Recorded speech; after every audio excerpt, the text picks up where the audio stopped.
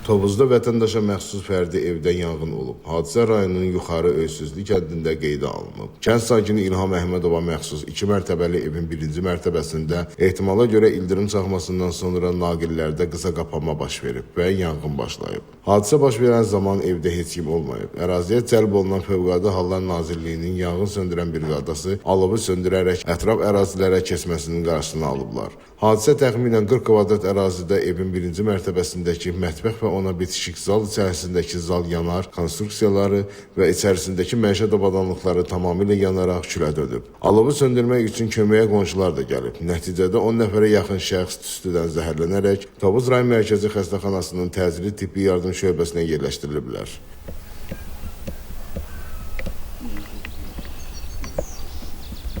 Canbarov Xəyal Göyüşoğlu. Xəbər, hadisə barəsində danışsanız, məsələn, haradaydınız, necə xəbərsiniz? Qonşuda Şadıq yeri var idi. Şadıqda oturmuşdum, zəng gəldi ki, öyüm yanır. Gəldim ki, yanır. Elə pajanı gələnə qədər mən özümən getmişəm. Bir də aldım ki, skor gəlib. Elə iynə, dərman, sağ olsun kəndçilər də başımdan aralanmayıb. Belə.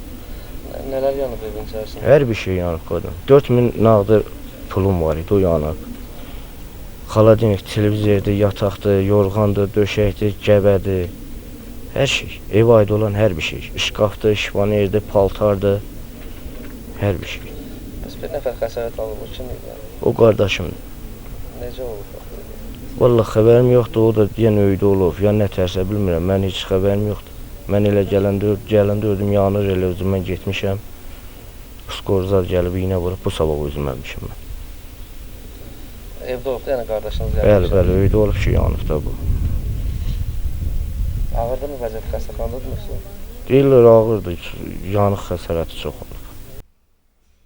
Onlara lazımi tibbi yardımlar göstərilib və ambulator şəraitdə müayinə üçün evə buraxılıblar. Hadisənin dəqiq baş vermə səbəbləri Tovuz rayon polis şöbəsində araşdırılır.